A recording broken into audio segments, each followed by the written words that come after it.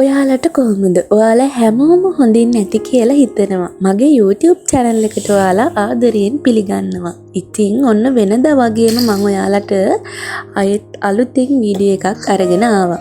ඉතින් අද වීඩියෝ එක නම් චුට්ටක් වෙනස්ම වීඩියෝ එකක්. මම දැන් ගෙදර බුදු පහන තියද්දී මම බුද්ධ පූජාවක් තියන්න තමයි දැන් පුරුදු වෙලා ඉන්නේ. ඉතින් මේ අද උදේ මම බුද්ධ පූජාව තියපු විදිය.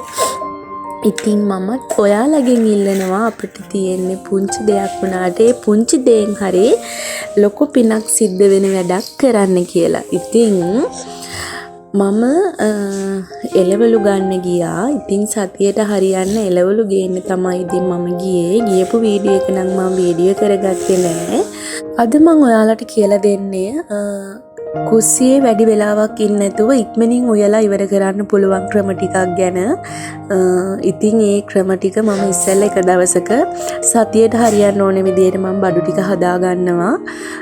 ඉතින් මම මේ පොල් ටික ඉස්සෙල්ලාම සතියට හරියන්න ඕනේ විදියට පොල් ටික ගා ගන්නවා. පොල් ටික ගාගෙන කොටසක් මිටිකිරි විදියට අනා ගන්නවා. ඊටු ටික දියකිරි විදියට අනාගෙන තව කොටසක් මැල්ලුම් වලට වගේ දාන්න පොල් ටිකක් ඉතුරු කරගන්නවා. ඉතින් ඒක මම කල් තියා ගන්න කරන්නේ. ඉතින් පොල් ටික දියකිරි මිටිකිරි පොල් විදියට වෙනස් කරගෙන මම ඉස්සරලම කරන්නේ මැල්ලුම් වලට දාගන්න පොල් ටික එක්ස්ට්‍රා කප් එකකට නැත්නම් අයිස්ක්‍රීම් කප් එකට ඒ වගේ එකකට දාලා ප්‍රීස් වෙන්න තියනවා. ඊට පස්සේ අයිස් කියුබ් දාන ට්‍රේ එකට මිටි කිරි දිය කිරි වෙන වෙනම දාගන්නවා.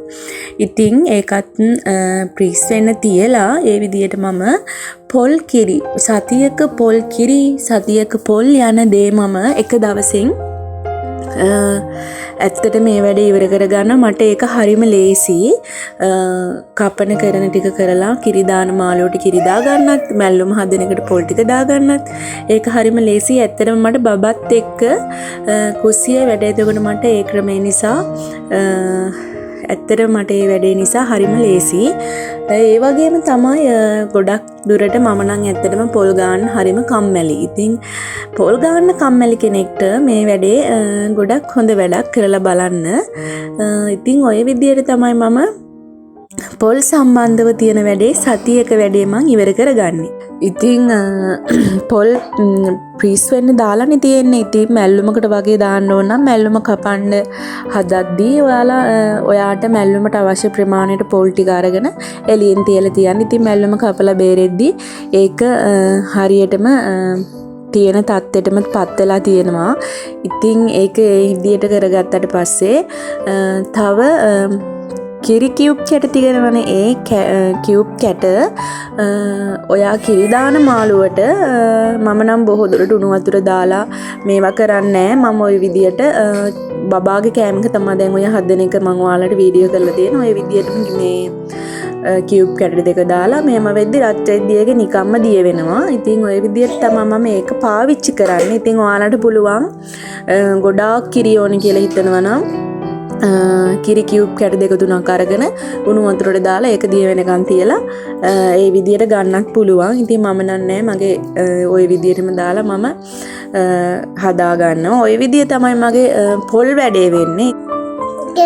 ඉතින් මම ඔයාලට පෙන්නන්නම් ඊට පස්සේ මම කඩෙන් ගේන එළවලු ටික කොහොමද කල් තියාගන්න කරන්න කියලා. ඉතින් ওই තියෙන ගෝවා මම සාමාන්‍ය ලොකු කප් එකක් අරගෙන ඒකට සේවියට් පේපරලා ගෝවා සාමාන්‍ය ප්‍රමාණ වලට කපලා ওই විදියට දාලා පිච් එකෙන් දානවා. ඉතින් ඒ ක්‍රමයෙන් මගින් අපිට ගෝවා නරක් වෙන එක නවත්ත ගන්න පුළුවන්. ඉතින් ඒ විදියට මම ඒ වැඩේ කරනවා. ඊට පස්සේ බණ්ඩක්ක තියෙනවනේ. ඉතින් බණ්ඩක්කාවල නැට්ට කොටසයි මුල කොටසයි කපලා ඒ ටික ඒ විදියට තියා ගන්නවා. ඉතින් මම බොහෝ දුරට සාමාන්‍ය දවස් 4ක් 5ක් ගිහින් උයන ටික තමයි මම කප් වලට දාගන්නේ. කප් වලට දාන්නේ මම ළඟදී උයන බොහෝ දුරට දැන් දවස් 2කින් වගේ උයන ඒවා මම කරන්නේ සේවියට් පේපර් එකක උතලා නිකම්ම පිජ් එකේ දා ගන්නවා. ඉතින් ඒ විදිය තමයි මම දැන් ඔය කරන්නේ. මේ බණ්ඩක්ක මං හෙට යන්න ගන්න හින්දා මම ඒක නිකන් සේවියට් පේපර් එකක ඔතලා තියාගන්නවා. කල් තියාගන්න ඕනේ ඔලුවල වලට කරන්නේ ඔය විදියට භාජන වලට දාලා ඔය විදියට තියාගන්නවා. ඉතින් ඒකෙන් එළවලු නරක් වෙන එක අපට වළක්වා ගන්න පුළුවන්. ඊට පස්සේ ඉතින් ගේන බිත්තර ටික ඔය විදියට මම පිජ් එකට දාගන්නවා. ඉතින් මේ වැඩ ටික කරන්න යන්නේ උපරිම පැය එකමාරක් වගේ කාලයක් තමයි යන්නේ. ඉතින් මේ පැය එකමාර අපි එක දවසක වැය කරාට උයන වෙලාවට ඒක හරිම ලේසි. ඉතින් මේ තියෙන්නේ ලුණු මම සතියට ඕන වෙන්න ලුණු ටික සුද්ධ කරගන්නවා. ලුණු ටික සුද්ධ කරගෙන මම ඒකත් සේවෙට් එකක් දාලා කප් එකකට දාලා තියාගන්නවා. ඉතින් ඇත්තටම උදේට නැගිටලා හස්බන්ඩ් 4 වෙද්දි වැඩට යන්න උයන්න මෙහෙම සුද්ධ කරලා තියාගන්න එක හරිම ලේසි. ඉතින් ඔයාලට පුළුවන් ඔය විදියට සුදු ලුණු සුද්ධ කරලා තියාගන්න. ඉතින් එහෙම තියාගෙන ඉන්න එකෙන් අපිට කාලය ඉතුරු කරගන්න පුළුවන්. උදේ හදිස්සියෙන් උයන එක පුංචි හරි වෙලාවක් ඉතුරු වෙනවා කියන්නේ ඇත්තටම ගොඩක් වටිනවා. ඉතින් මට නම් ඒක හරිම ලේසි. ඒ නිසා තමයි මම මේ විදිහ හැමදේම කරගන්නේ. ඉතින් ওই විදියට ලුණු ටිකත් මම සුද්ධ කරලා පිච් එකෙන් දාගන්නවා. ඉතින් ඔයාලත් කරලා බලන්න. ඒක හරිම ලේසි වැඩක්. උදේම නැගිටින් ඉතින් බබාලා ඉන්න කෙනෙක්ට නම් ඇත්තට මේක මෙහෙම කරගන්න එක ගොඩක් හොඳයි. මොකද බබා උදේම නැගිට්ටොත් උයා ගන්න වැඩේ ඇත්තටම ගොඩක් අමාරු වැඩක්. ඉතින් මට තියෙන්නේ එළවලු ටික කැපුවා. ඒ ටික මේ තෙල් දානවා නම් තෙල් දාලා කිරි දානවා නම් කිරි දාලා මේවා කරගන්න. නැත්තම් උදේට පොල් ගන්න ඕනේ, ලුණු සුද්ධ කරන්න ඕනේ. හැමදේම කරගන්න ගියාම ඇත්තටම ලොකු වෙලාවක් යනවා. ඉතින් ඒ වෙලාව ඉතුරු කරගන්න මේක හොඳ ක්‍රමයක්. ඉතින් කොහිල වගේ එළවලුවක් ගෙනාවොත් මං කප්ස් වලට දාන්නේ නැහැ. ඒක නිකම්ම පිජ් එකට දාගන්නවා.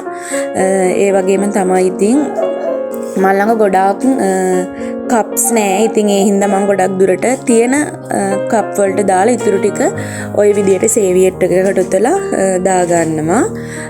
ඉතින් කැරට් වගේ දෙයක් ගෙනාවොත් මම හොඳට සෝද ගන්නවා. හොඳට සෝදගෙන මඩ ඉවත් වෙනකම්ම සෝදගෙන කැරට්, බතල, බීට් අල වගේ දේවල් ওই විදියට සෝදගෙන හොඳට වේලෙන් හොඳට පිහදගෙන වේලෙන්න තියෙනවා. ඉතින් වතුර නැති වෙන්නම වේල ගන්න ඕනේ.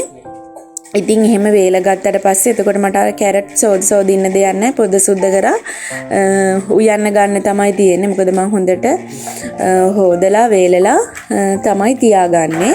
ඉතින් කියන්න ඕනේ ඔයාලට දැන් මට පිජ් එකක් තිබ්බට හැමෝටම පිජ් එකක් නැති වෙන්න පුළුවන්. ඉතින් ඒ අයට කියන්න පුළුවන්. මොකද මම දැන් මේ අපි ඉන්නේ අනුරාධපුර ඇනෙක්ස් එකේනේ. ඉතින් මම කොළඹ ඉද්දී මට පිජ් එක අරන් යන්න බැරි වුණානේ. මම පිජ් එක ගෙදර තියලා පිජ් එකක් නැතුව තමයි හිටියේ. ඉතින් ඔයාලට කියන්න ඕනේ පිජ් එකක් නැත්තම් ඔයාලට පුළුවන් එළවලු ටික ගෙනල්ලා ඉස්සරලා මොන හරි උරයක් හරි මොන හරි ඉටි රෙද්දක් නම් බොහෝ දුරට ගන්න එපා. මොකද මේ දාඩිය දාන්න බලනවා. එළවලු වලට දාඩිය දැම්මහම කුණු වෙන්න බලනවා. ඉතින් ඒ හින්දා පිජ් එකක් නැති කෙනෙක් බොහෝ දුරට උරයක් එලලා හොඳ පිරිසිදු රෙද්දක් එලලා ඒක උඩ තැනක හරි සාමාන්‍ය මේසයක් උඩ හරි එළවලු ටික තියාගන්න පුළුවන්. රෙද්දක් එලන්නේ පිරිසිදු රෙද්දක් එලන්නේ. එතකොට එළවලු වලට දාන දාඩිය රෙද්දට උරා ගන්න. එතකොට එළවලු කුණු වෙන එක අපිට බොහෝ දුරට නවත්ත ගන්න පුළුවන්. ඒ විදිය තමයි මම බොහෝ දුරට පිජ් එකක් නැති කාලේ කෙරුවේ. ඉතින් හාල් මැස්සොත් ගෙනාවහම ඔය විදියට ඔලුව කඩාගෙන කප් එකකට දාලා ඔය විදිය මේවා කරගෙන මම ඒ හාල් මැස්සන් එක දාන්නේ මම ෆීස් වෙන්න. ඉතින් ඒක තියාගන්න පීස් වෙන තැනින්. ඔය විදිය තමයි මම සතියක වැඩ කරගන්නේ. ඉතින් අද වීඩියෝ එක හොඳයි නම් ලයික් කරන්න, කමෙන්ට් එකක් දාන්නත් අමතක කරන්න එපා. ඉතින් දිගටම මගේ මේ වගේ වීඩියෝස් බලන්න මාත් එක්ක රැඳිලා ඉන්න.